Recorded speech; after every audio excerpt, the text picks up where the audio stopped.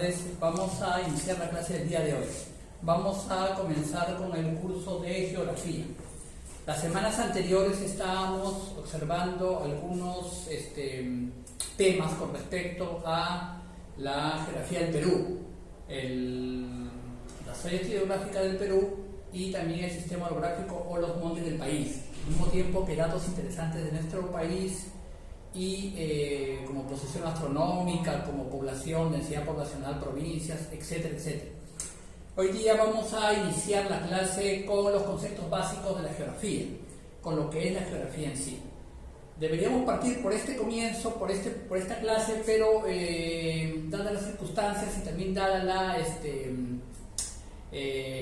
apremio de lo que es los conocimientos para ustedes, he preferido arrancar con los conceptos básicos de la separata anterior. Bueno, definiríamos geografía. Geografía es la ciencia que estudia o que describe la Tierra. Viene de las palabras griegas geo, que significa tierra, y graphein, que significa gráfico o descripción o mapa. Entonces vamos a ver que la geografía como ciencia y como tal, disciplina del estudio del suelo y del relieve terrestre, nace en la antigua Grecia, la cuna de la cultura de la humanidad. Se le atribuye a Hecateo de Mileto el origen, o mejor dicho, la autoría de la frase o de la definición, Hecateo de Mileto, y se le atribuye también el título de padre de la geografía, título dado por Eratóstenes, ¿no? Eratóstenes fue un sabio griego que también hizo estudios. Eratóstenes fue un sabio griego que también hizo estudios pues, sobre la Tierra, ¿no? Que prácticamente es él el que les indica, ¿no?, a Hecateo de Mileto como el padre de la geografía. Estamos hablando de hace unos 450 o 500 años antes del nacimiento de Cristo. Entonces, vamos a ver que los trabajos de la antigüedad se basan principalmente en lo que es la descripción de la Tierra y también del espacio. Si tendríamos en cuenta que ciencia es teoría basada en la observación, si definiríamos así la ciencia como teoría basada en la observación, entonces los antiguos también hicieron ciencia, en este caso hicieron geografía. La mirada en los planetas, en el espacio y también, por supuesto, en la Tierra. Ellos también se deben al aporte cultural de los caldeos. Los antiguos sumerios fueron los más grandes observadores del cielo en la antigüedad, y los sabios egipcios los que estudiaron el suelo terrestre, y de los cuales Eratóstenes planteó el llamado gnomon o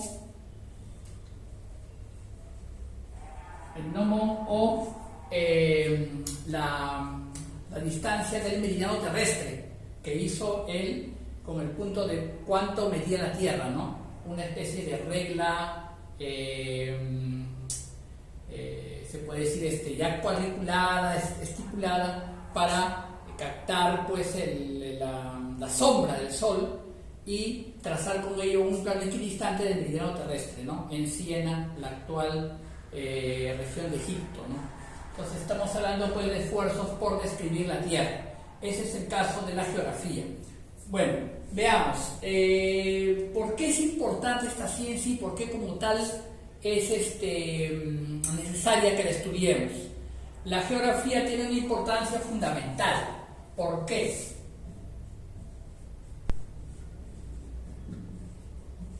Porque nos permite conocer, nos permite saber a nosotros qué terreno pisamos, nos permite a nosotros conocer nuestro entorno, nos permite a nosotros describir los fenómenos tanto espaciales como terrestres para poder nosotros percibir sus influencias y al mismo tiempo predecirlas, ¿no?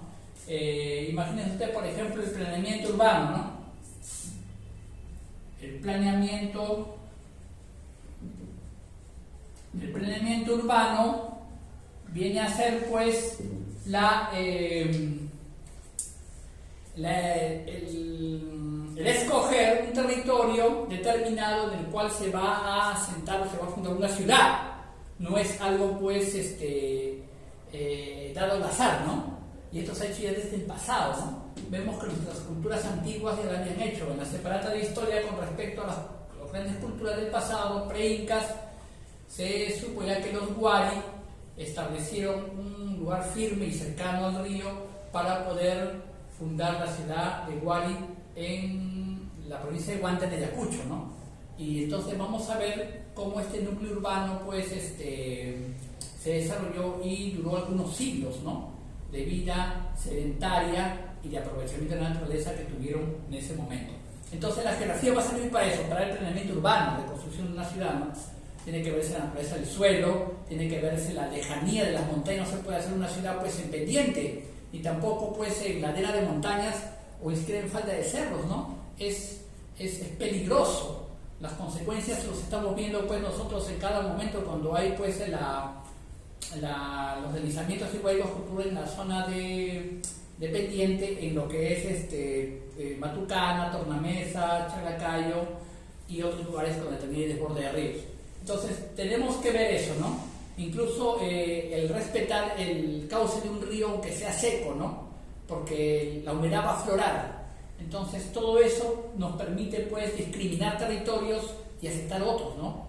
Aceptar en el sentido de que sea una zona apta para la agricultura en sus cercanías, que sea una zona donde se puede edificar, donde el suelo sea firme y compacto, donde la calidad del suelo sea pues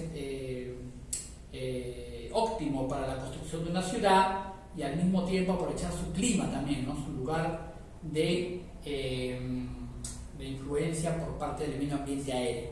Entonces la geografía pues es una ciencia social, ¿no? Que tiene esa importancia, ¿no? Por ejemplo, ¿cómo podemos conocer los recursos naturales? Y aquí la geografía también tiene pues una ayuda interesante de las ciencias biológicas, ¿no? Es un trabajo interdisciplinario entre la geografía como ciencia social y las otras ciencias biológicas y ciencias sociales también, ¿no? Los recursos naturales, ¿cómo los podemos conocer, ¿no? ¿Cómo podemos saber en qué región está óptima el sembrío, la agricultura, ¿no? ¿En qué otra región se puede practicar mejor la ganadería? ¿En qué otra región se puede hacer un uso intensivo del suelo, respetando sus descansos y por supuesto sus abonos, etcétera, etcétera, ¿no? Y la calidad del suelo para la agricultura también, ¿no? Entonces eso nos plantea pues a nosotros la descripción de dos tipos de paisajes, ¿no? Por un lado está el paisaje natural y el paisaje cultural o humano, ¿no? El paisaje natural es por supuesto aquel que está influido y mayormente dominado por la presencia de recursos naturales. También habrá vida humana, pero es poca, ¿no?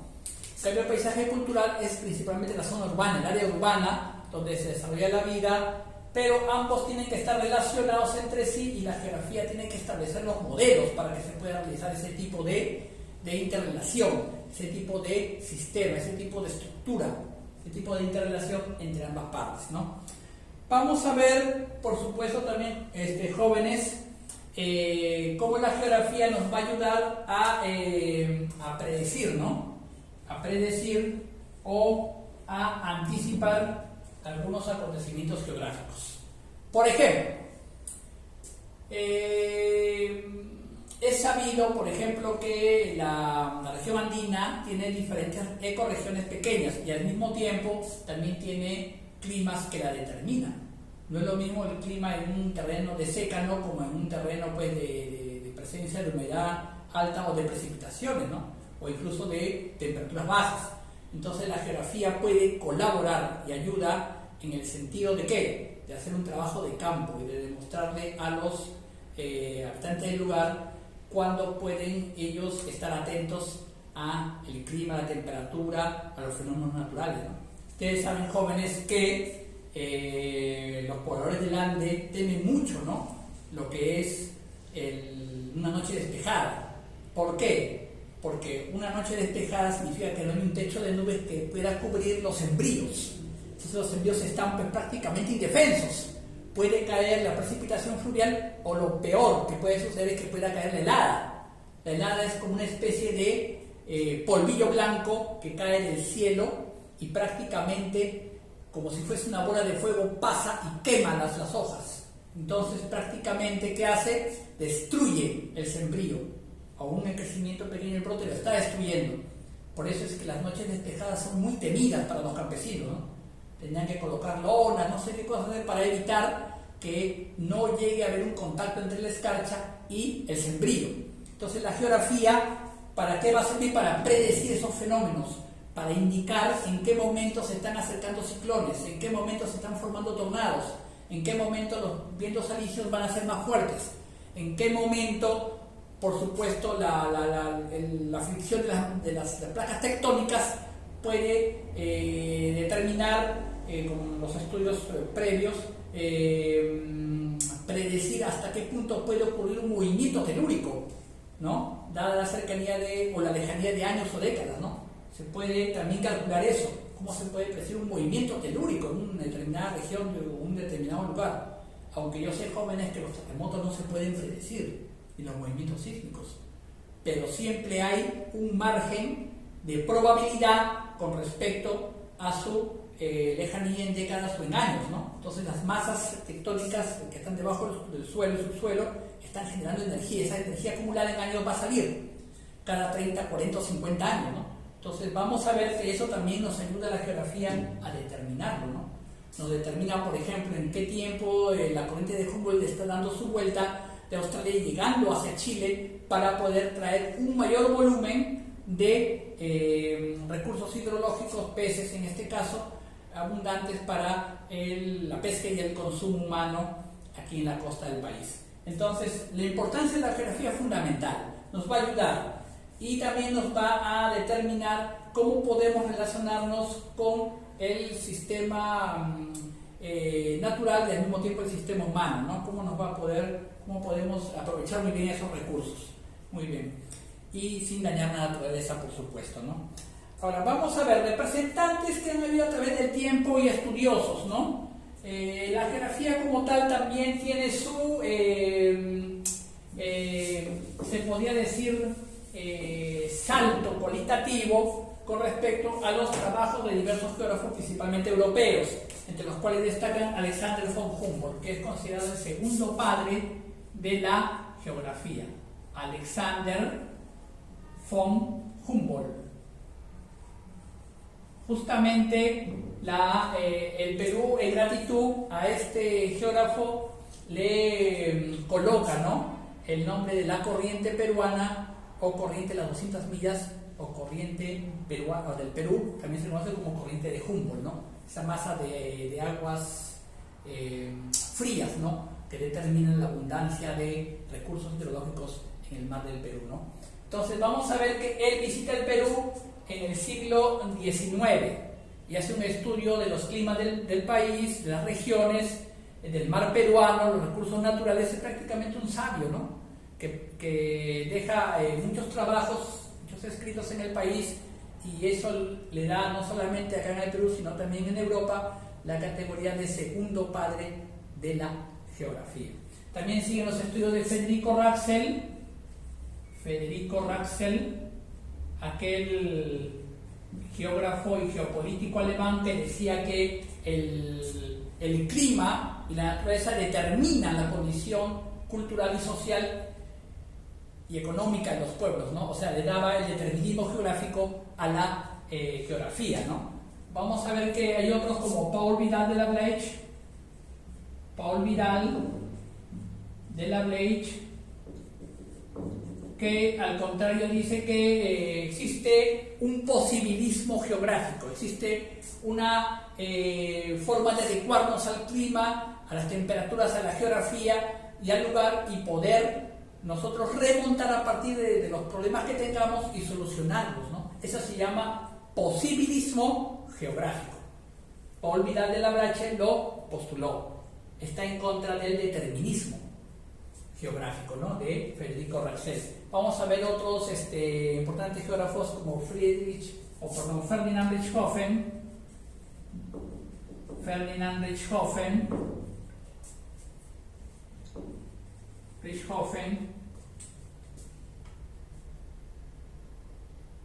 Y aquí en el Perú también vamos a ver, por supuesto, la figura de nuestros dos importantes sabios geógrafos a la vez, ¿no? Uno fue peruano, el otro fue italiano. Vamos a ver los estudios que también hizo el famoso geógrafo italiano Antonio Raimondi, quien también elaboró mapas de regiones de nuestro país y estudió y clasificó mucha cantidad de plantas y variedad de especies animales del país, ¿no? Vamos a ver al mismo tiempo también otro geógrafo importante que fue pues Javier Prado, ¿no? Nuestro representante peruano, ¿no? Muchos pasamos de repente por esa avenida y no sabemos quién ha sido, ¿no? Javier Prado.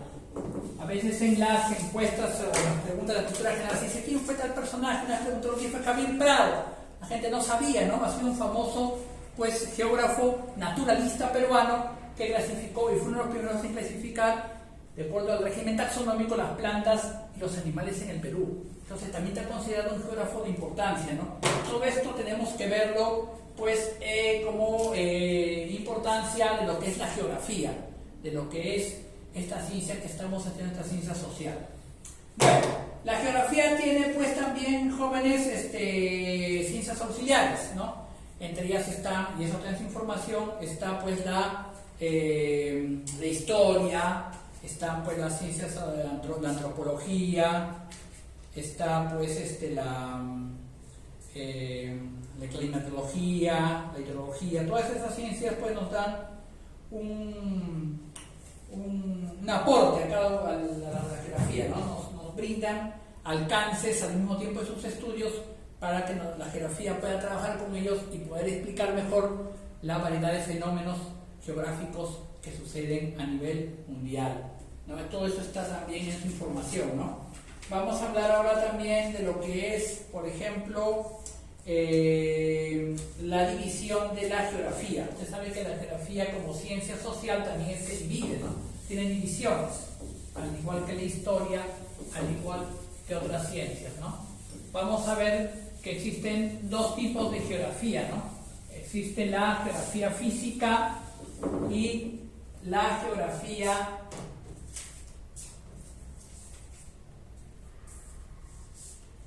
de acuerdo a su estudio o investigación. Vamos a ver, ¿no?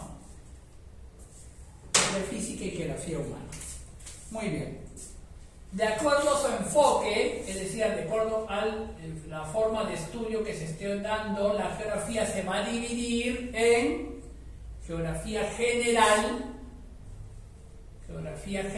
o también llamada sistemática.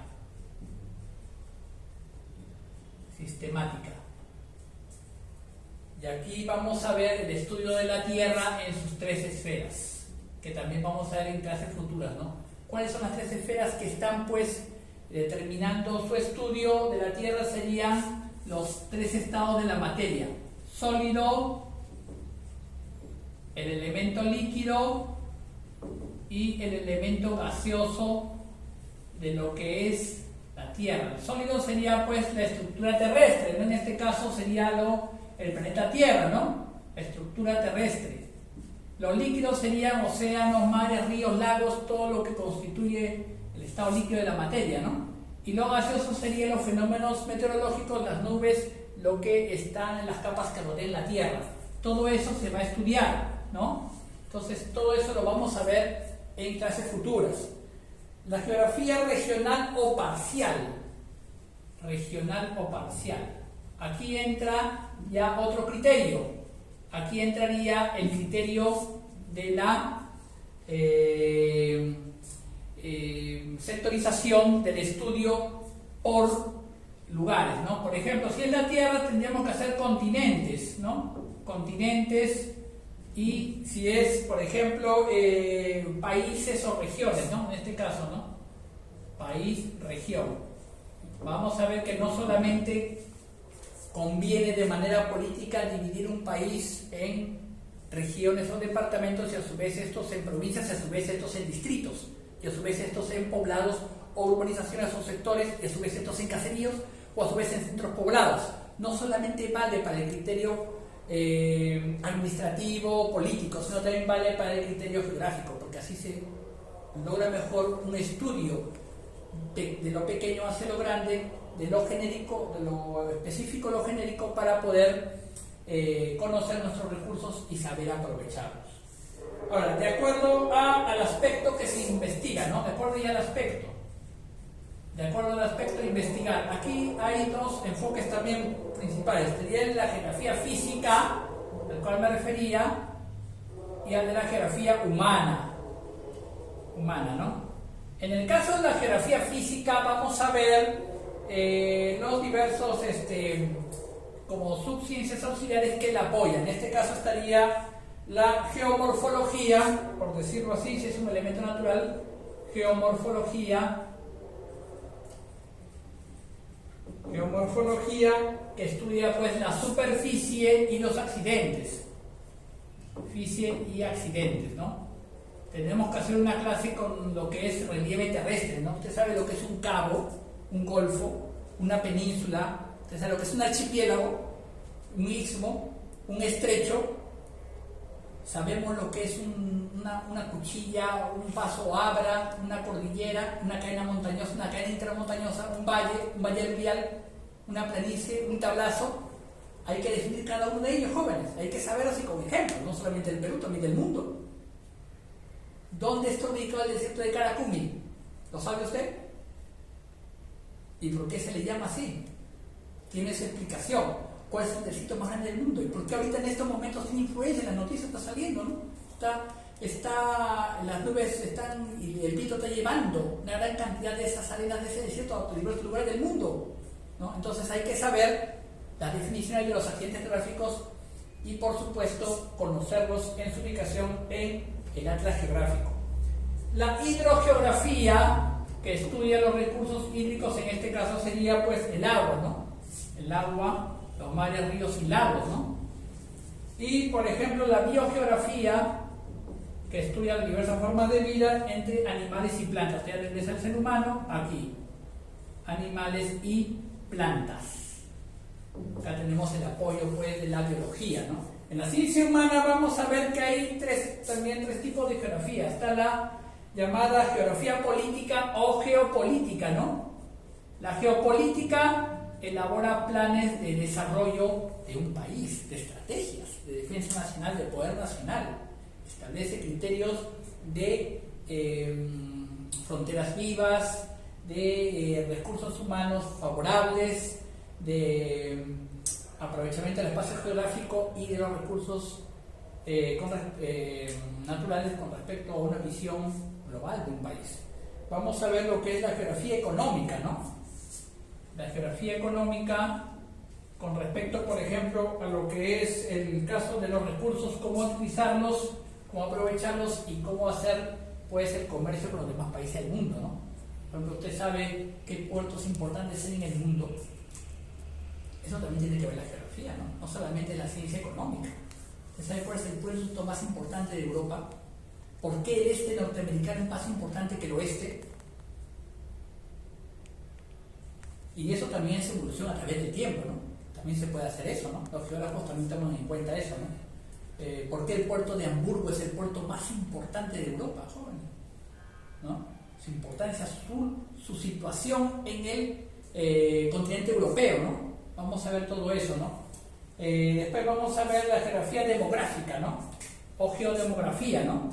Vamos a ver el criterio poblacional, ¿no?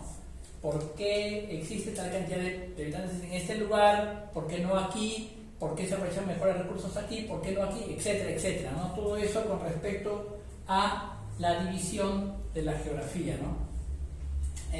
Jóvenes, quisiera pasar a ver con ustedes lo que es ahora los principios geográficos. Esta es un separata, pero también quisiera darles yo un alcance sobre ello. Usted lo va a ver, esos separados son 5 principios. Los voy a poner aquí, ¿ya? Está el principio de localización, está el principio de descripción, está el principio de causalidad, ojo, casualidad no, causalidad, que viene de causa, del por qué. 4, el principio de relación o conexión, y el principio de, pero olvidé este nombre, semejanza, comparación o analogía. Vamos a ponerle analogía, ¿no? Analogía. Son 5 principios básicos que usted va a tener presente cuando se describe un hecho geográfico importante, interesante, que usted va a tener que estudiarlo o verlo en su... Incluso también está como pregunta en el cuestionario, ¿no? Y usted tiene que saber bien ubicar eso. Mire, todo fenómeno geográfico que vamos a estudiar tiene que estar localizado. Usted tiene que localizarlo en el mapa. Hay gente que de tanto ver un atlas ya el mapa lo tiene en la cabeza. Entonces, lo que queremos es que poco a poco usted también, con su constante estudio, lo incorpore hacia su mente. Entonces, y eso le va a servir no solamente para aprobar el curso, sino para que usted lo tenga como cultura general. Le va a servir para historia, para otros cursos más. Mire, por ejemplo,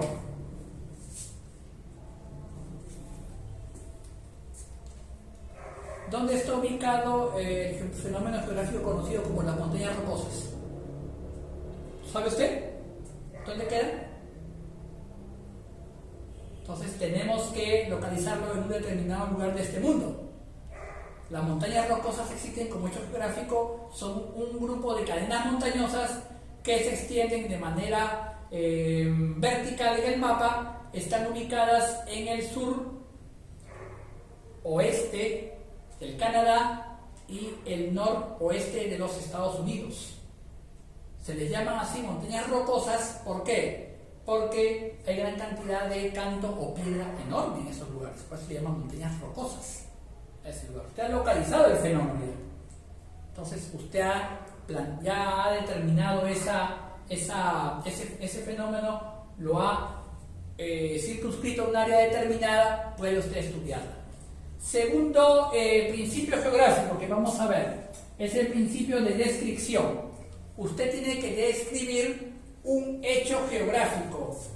Usted tiene que explicar sus características. Acá puedo poner ubicación y acá puedo poner características. Características. Por ejemplo,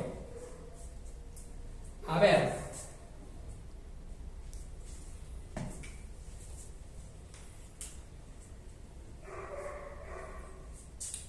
¿usted me puede mencionar las características del río Amazonas? Sí, profesor. Me puede decir uno. Nace en la cordillera del Chila, con el nombre del río Mismi, con el río Monigote, la cordillera del Chila, y de allí va avanzando. En el Nevado del Mismi, con el río Monigote. Va avanzando allí y va confluyéndose varios ríos, uniéndose entre ellos, hasta llegar al río Marañón, en unión con el río Ucayali, a cerca de 12 kilómetros de Ciudad de Nauta, y está llegando y se está formando el Amazonas peruano. El Amazonas peruano recorre una gran cantidad de kilómetros. La ciudad de Iquitos va avanzando y deja pues el Perú, ¿no? Entonces sigue avanzando y se interna en la selva brasileña, y de ahí llega hasta la República de los Estados Unidos del Brasil, ¿no? Como se llama así, y de ahí desemboca en el océano Atlántico. Se está describiendo la cuenca del río Amazonas. Pero ¿qué más podría decir describiéndolo? Sus características. Es un río caudaloso, es un río de régimen regular, porque no varía a través del año su régimen de aguas, ¿no? El caudal. Es un río pues que tiene una gran cantidad de recursos hidrológicos, el paiche, el zúngaro, peces, ¿no? Va formando pues una unidad geográfica muy interesante, porque determina también la tropicalidad del lugar, ¿no? Entonces, ¿qué más se podría decir aparte de este río, no? Se podría decir que ha erosionado en cierto modo, tanto sus afluentes como el mismo río, el territorio por el cual atraviesa, ¿no? Ha formado pongos, ha formado valles en forma de V, ha formado pues incluso el Marañón es un río de meandros, ¿no? Entonces ha determinado diferentes cosas. Mire, usted está describiendo un fenómeno geográfico y de ahí sale una variedad grande de asuntos relacionados con él, ¿no? Las ciudades que se han formado cercanos a ella, ¿no? El hecho de que construye un método de navegación y de transporte de material interesantísimo, ¿no?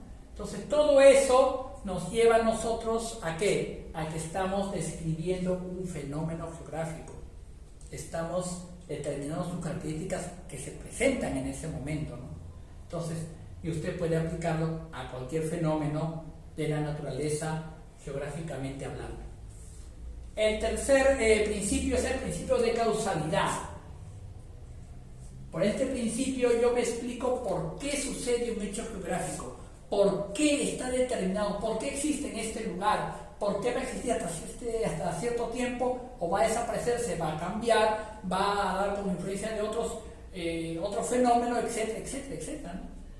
Entonces, por ejemplo,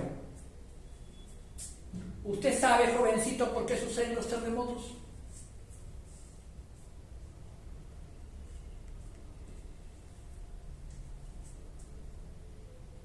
Los terremotos suceden, pues, ¿por qué?